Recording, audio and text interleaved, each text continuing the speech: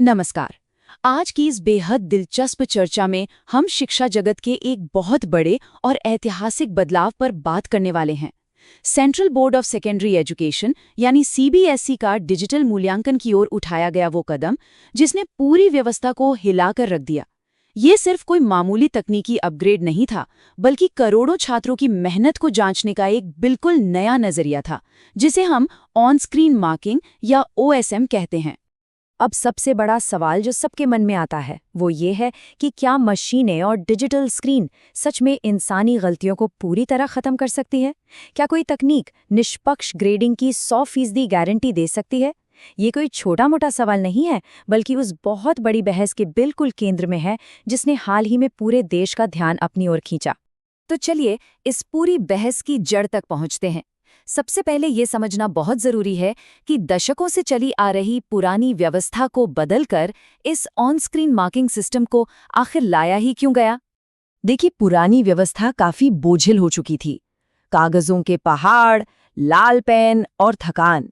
Board चाहता था कि इस पूरी चेकिंग प्रक्रिया को पूरी तरह से आधुनिक बनाया जाए। मकसद साफ था, डिजिटल तकनीक का इस्तेमाल करके शिक्षा प्रणाली में निष्पक्षता और स्पष्टता का एक ऐसा स्तर लाया जाए जो पहले कभी नहीं देखा गया। इसके पीछे के लक्ष्य बहुत ही महत्वाकांक्षी और बिल्कुल तार्किक थे। सबसे पहला, अंकों को जोड़ने में होने वाली मानवीय गलतियों को जड़ से खत्म करना। दूसरा, कॉपियों के मूल्यांकन और रिजल्ट आने की रफ्तार को कई गुना बढ़ा देना।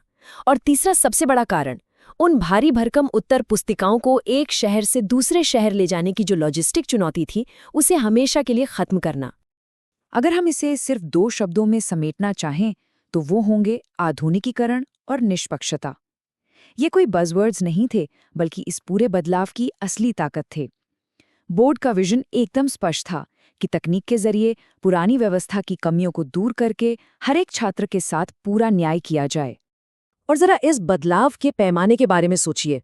लाखों, जी हाँ, लाखों उत्तर पुस्तिकाएं जो पहले ट्रेनों और ट्रकों में भरकर देश भर में सफर करती थीं, अब उन्हें कहीं ले जाने की जरूरत ही नहीं थी।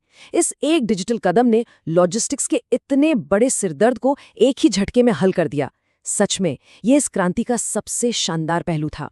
लेकिन जैसा कि हम सब जानते हैं, कागज पर जो योजना एकदम परफेक्ट लगती है, असल दुनिया में अक्सर उसका एक अलग ही रूप देखने को मिलता है। इस शानदार डिजिटल सिस्टम के जमीनी स्तर पर आते ही एक ऐसी प्रतिक्रिया सामने आई जिसकी शायद किसी ने कल्पना भी नहीं की थी।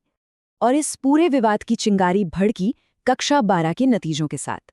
हम सब जानते हैं कि 12वीं कक्षा किसी भी छात्र के लिए कितना अहम पड़ाव होता है, जहां एक एक नंबर मायने रखता है। तो जैसे ही ये नतीजे घोषित हुए, इस नई प्रणाली को लेकर एक बहुत बड़ा बवंडर खड़ा हो गया। हुआ ये कि पास प्रतिशत में अचानक एक बड़ी गिरावट देखने को मिली। छात्रों और उनके माता-पिता को ऐसे नंबर मिले जिनकी उन्हें बिल्कुल उम्मीद नहीं थी। चारों तरफ खतरे की घंटियां बजने लगी। जहां एक तरफ इस तकनीक से सटीकता की उम्मीद थी, वहीं इस अचानक आई गिरावट ने लोगों के दिलों में घबराहट और अनिश्चितता का डर पैदा कर दिया। यहाँ पर एक बहुत ही दिलचस्प टकराव देखने को मिलता है।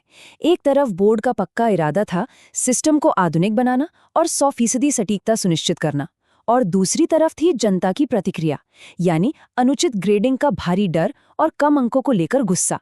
ये साफ तौर पर मशीन की सटीकता और उस पर इंसानी भरोसे की कमी के बीच की एक जबरदस्त टक्कर थी। अब इस भारी दबाव और बहस के बीच सीबीएसई के सामने एक बहुत ही नाजुक स्थिति थी। उन्हें हर हाल में एक संतुलन बनाना था। एक तरफ अपनी इस नई तकनीक का बचाव करना था, तो दूसरी तरफ उन लाखों परेशान छात्रों को आगे का रास्ता भी दिखाना था। तो बोर्ड ने क्या किया? दिलचस्प बात यह है कि इतनी आलोचना के बावजूद बोर्ड अपनी ऑन स्क्रीन मार्किंग प्रणाली पर एकदम अडिग रहा। उन्होंने पीछे हटने के बजाय बहुत ही मजबूती से इस डिजिटल मूल्यांकन की सटीकता का बचाव किया। उनका संदेश साफ था, तकनीक में कोई खराबी नहीं है और ये पूरी तरह से भरोसेमंद है। लेकिन अपनी बात पर अड़े रहने के साथ साथ उन्होंने एक बहुत ही सुलझा हुआ समाधान भी पेश किया।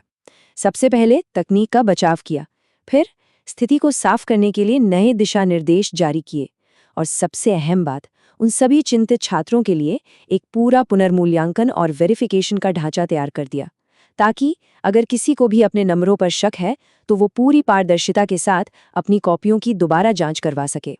तो अंत में ये पूरी चर्चा हमें एक बहुत ही गहरे सवाल के साथ छोड़ जाती है जब इतने बड़े पैमाने पर तकनीक लागू होती है और 5% में ऐसी गिरावट आती है, तो क्या ये सच में तकनीक की विफलता है या फिर एक बहुत बड़े ऐतिहासिक बदलाव का शुरुआती झटका?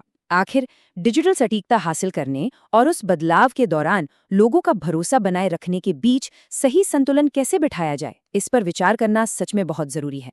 हमारे साथ इस विश्लेषण में जुड़ने के लिए बहुत बहुत धन्यवाद।